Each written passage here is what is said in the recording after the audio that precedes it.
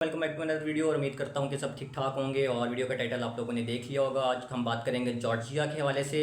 मैं United states की जो स्टेट है जॉर्जिया उसकी बात नहीं कर रहा। एक कंट्री है, यूरोपियन कंट्री, जिसका कैपिटल तिबिलिसी है, उस जॉर्जिया की बात कर रहा हूँ। जब आप गूगल पे लिखेंगे तो आपने उधर डिस्टिंग्विश करना है कि आपने जॉर्जिया कंट्री को सर्च करना है यूनिवर्सिटी सर्च करने के लिए, ठीक है।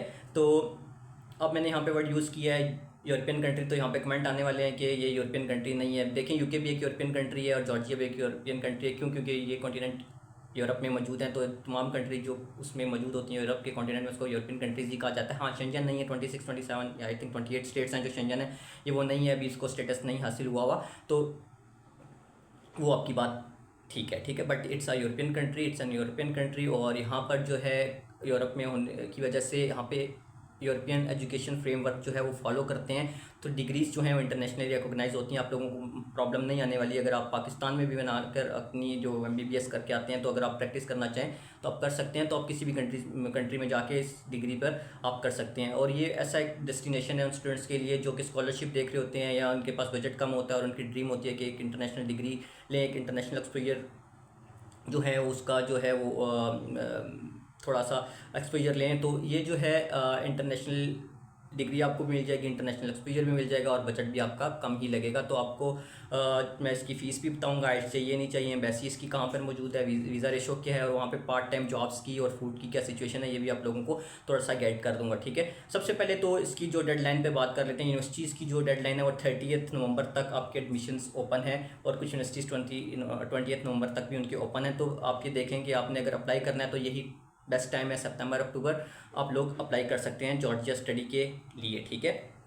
Process is quite simple. जो डॉक्यूमेंट्स आपको रिक्वायर्ड होते हैं उसमें आपके तमाम एजुकेशनल डॉक्यूमेंट्स और आपकी जो है एक अदद CV, पासपोर्ट और डेट्स इट। आइल्स रिक्वायर्ड नहीं है, तो किसी यूनिवर्सिटी में आइल्स रिक्वायर्ड भी होता है, बट जो आपका इंग्लिश प्रोफिशिएंसी सर्टिफिकेट है वो आप लगा लें। और 2 रिकमेंडेशन लेटर्स में ऑलवेज आपको कहता हूँ कि आपके पास होने चाहिए, वो भी यूनिवर्सिटी डिमांड कर लेती होती है। तो अपनी इंस्टीट्यूट से 2 रिकमेंडेशन लेटर्स आपके पास होने चाहिए किसी भी प्रोफेसर से, जिस पे लिखा होता है बहुत अच्छा स्टूडेंट है, ब्रिलियंट है, ये वो, ठीक है। आप लोगों को यूनिवर्सिटीज़ के पास फॉर्मेट होते हैं वो आपको बना देती होती है। तो ये डॉक्यूमेंट्स रिक्वायर्ड होते हैं। आप लोग एडमिशन यूनिवर्सिटी को प्रोसेस करते हैं। और यहाँ पे क्लियर कर दूँ कितने परसेंटेज वालों को यहाँ पे एडमिशन मिल जाता है। अराउंड 50% वालों को भी यहाँ पे एडमिशन मिल जाता है। लेकिन अगर आपकी परसेंटेज 60 से ऊपर है, 60 या 60 से प्लस है लास्ट डिग्री में, तो आप लोगों का यहाँ पे एडमिशन जो है वो गारंटीड होता है और आप लोगों को जल्दी एक्सेप्टेंस मिल जाती है यूनिवर्सिटीज़ की तरफ से। तो जैसे ही आपको एक्सेप्टेंस लेटर आता है, फिर आपका एक छोटा सा टेस्ट एंड कंडक्ट किया जाता है। टेस्ट मींस इंटरव्यू कंडक्ट किया जाता है और आप लोगों को देखा जाता है कि आप लोग जॉर्जिया आकर स्टडी करने के लिए एलिजिबल हैं भी या नहीं, और इंग्लिश स्पीकिंग आपकी कैसी है, आप यहाँ पे आके सर्वाइव कर पाएंगे, हमारा जो है वे ऑफ टीचिंग है उसको अडॉप्ट कर पाएंगे या नहीं कर पाएंगे। वही जेनेरिक क्वेश्चंस होते हैं, like UK, why Georgia, why this university, why this course, that's it. तो उसके नोट्स भी अगर आपको चाहिए हो तो वो भी मिल जाएंगे, आप मुझे ईमेल कर सकते हैं। तो मेरे पास वो नोट्स बने हुए हैं, किसी भी कंट्री के वाले से आप लोग ले सकते हैं, ठीक है। तो ये जॉर्जिया के वाले से हम बात करें तो जॉर्जिया में आपने एडमिशन अप्लाई किया, एक्सेप्टेंस लेटर आया, इंटरव्यू हुआ, एक्सेप्टेंस लेटर मिल गया और आप लोगों को एक ऑफ़र लेटर कंफर्म हो गया। देन आपने वीज़ा की तरफ जाना है।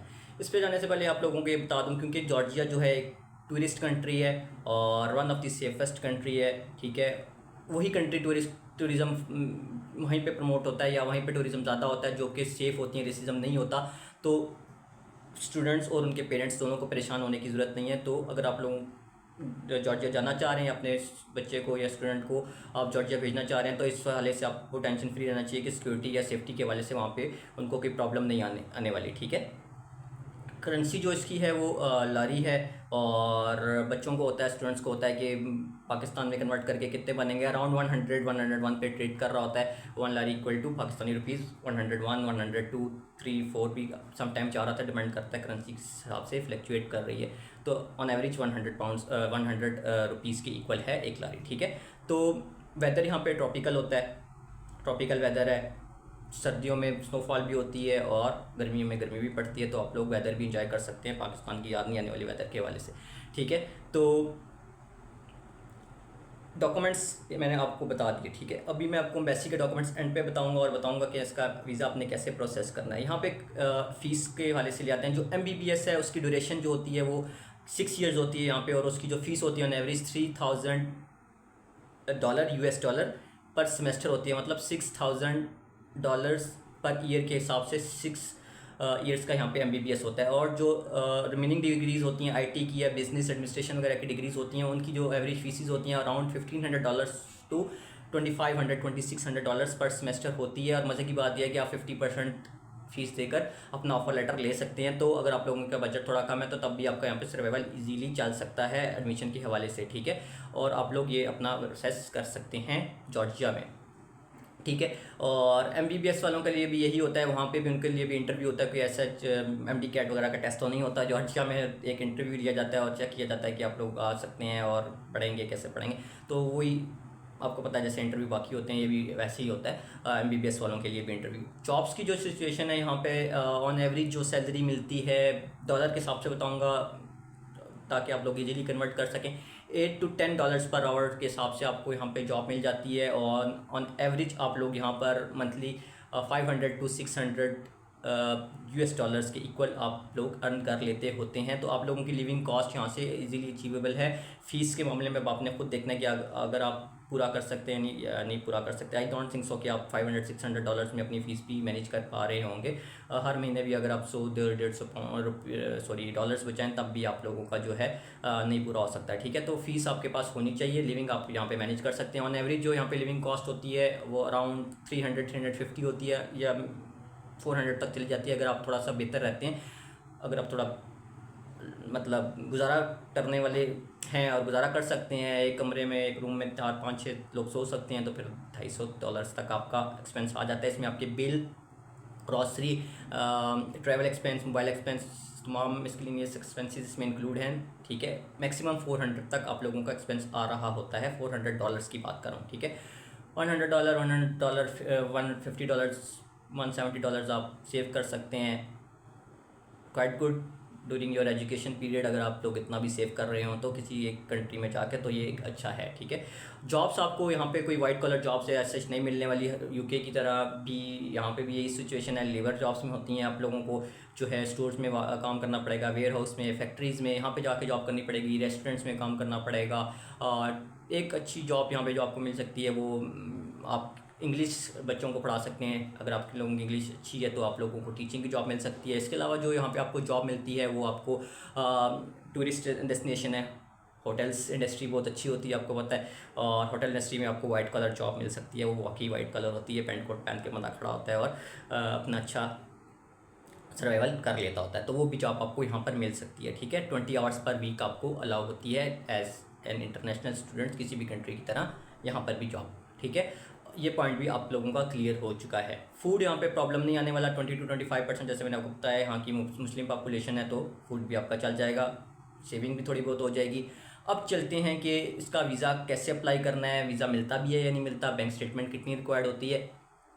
देखें, आपको ऑफर लेटर आ गया, आपकी फ़ाइल में ऑफर लेटर आ गया, उसके बाद आपके पासपोर्ट आ गया, आपका फैमिली रजिस्ट्रेशन सर्टिफिकेट जो कि पाकिस्तान में नादरा से मिलता है आपके पास वो होना चाहिए। FRC जिसको कहते हैं, पुलिस करेक्टर सर्टिफिकेट, वो आपको आपके पुलिस स्टेशन से या फिर जो भी उनका खिदमत मरकज़ बना होता है, 1-5 का ऑफिस होता है मोस्टली, वहाँ से आपको मिल जाता होता है। मुझे आइडिया नहीं है कि आपके प्रोविंस में क्या है। पंजाब और इस्लामाबाद में तो वो आपको खिदमत मरकज़ से मिल जाता है। आई थिंक पूरे पाकिस्तान में ही खिदमत मरकज़ से मिल जाता होगा। तो वो पुलिस कलेक्टर सर्टिफिकेट भी आपको रिक्वायर्ड होता है। 6 मंथ्स की बैंक स्टेटमेंट आपको रिक्वायर्ड होती है प्रॉपर ट्रांजेक्शन के साथ, और उसमें आपकी रिमेनिंग फ़ीस और आपका लिविंग एक्सपेंस होता है। ऑन एवरेज अगर मैं बात करूँ, रिमेनिंग फ़ीस आपको पता है पूरे डिग्री की नहीं होती है, 1 ईयर की होती है।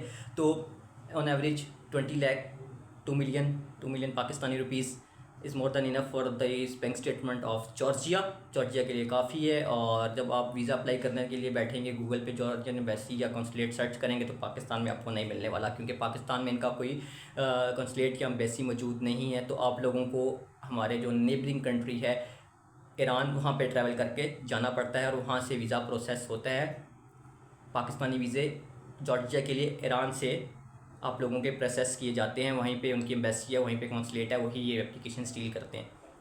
इसके अलावा आपको हेल्थ इंश्योरेंस रिक्वायर्ड होती है, वो आप कहीं से भी बनवा सकते हैं। 10-15 हज़ार पाकिस्तानी रुपीज़ की बन जाती है, जिसमें 30,000 यूरो तक का एक्सपेंस कवर होता है। और ये सारी सूरत हाल आपकी होगी। आप लोगों ने वीज़ा लिया ईरान का और आप चले गए और वहाँ जाके आपने वीज़ा प्रोसेस कर लिया, ठीक है।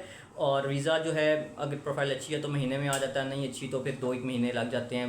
First come first sir basis पे वीज़े प्रोसेस हो रहे होते हैं, पहले आओ पहले पाओ, ठीक है। जो पहले गया उसने पहले अपॉइंटमेंट ली, इंटरव्यू जो भी हुआ दिया और वीज़ा ले लिया। बाज़ का इंटरव्यू भी नहीं होता, मोस्टली इंटरव्यूज़ नहीं होता जॉर्जिया का, ठीक है, बहुत कम हो रहा होता है अगर हो भी जाए तो। इसके अलावा जो आपका एक्सपेंस आ जाएगा अदर देन दिस, तो आपको 1500 से $2000 रिक्वायर्ड है अगर आप ईरान जाके 2 महीने रहते हैं और ये तमाम वीज़ा वगैरह प्रोसेस करते हैं, ठीक है। इसके अलावा आपको एजेंट्स भी मिल जाते हैं पाकिस्तान से जो काफ़ी ज़्यादा पासपोर्ट इकट्ठे ले जाते हैं और आपके यहाँ पे वीज़ा अप्लाई करते हैं और वीज़ा लेकर आ जाते हैं। उसमें आपको थोड़ा सा डिले का सामना करना पड़ सकता है क्योंकि उनके पास सिर्फ आपका पासपोर्ट नहीं होगा, आपके साथ 100-200 पासपोर्ट या 50 पासपोर्ट साथ लेके जाएंगे और तब सबके वीज़े लग जाएंगे मोस्टली, तो तब भी वो आपको आके आपका पासपोर्ट हैंड ओवर करेंगे और आपका वीज़ा लग जाता है। वीज़ा रेशो 99% होती है जॉर्जिया की, अनलेस अनटिल आप लोगों ने कोई डॉक्यूमेंट फॉर्जरी ना की हो तो, ठीक है। और वो तो करनी भी नहीं चाहिए, और स्टूडेंट क्यों करेंगे, ठीक है। तो ये तमाम वीडियो जो है ये जॉर्जिया के तमाम क्वेश्चंस आपके साथ मैंने शेयर कर दिए। आइल्स की कोई रिक्वायरमेंट नहीं है, ठीक है। जैसे मैंने आपको बताया इंग्लिश प्रोफिशिएंसी सर्टिफिकेट पे आप लोगों का एडमिशन प्रोसेस हो जाता है जॉर्जिया में। तो अगर इस रिलेटेड आप लोगों की कोई क्वेरीज़ हैं तो आप लोग मुझे इनबॉक्स कर सकते हैं, डीएम कर सकते हैं, टिकटॉक पे मैसेज कर सकते हैं। और मिलते हैं किसी नेक्स्ट वीडियो में नई कंट्री के साथ, तब तक के लिए अपना ख्याल रखें। अल्लाह हाफ़िज़।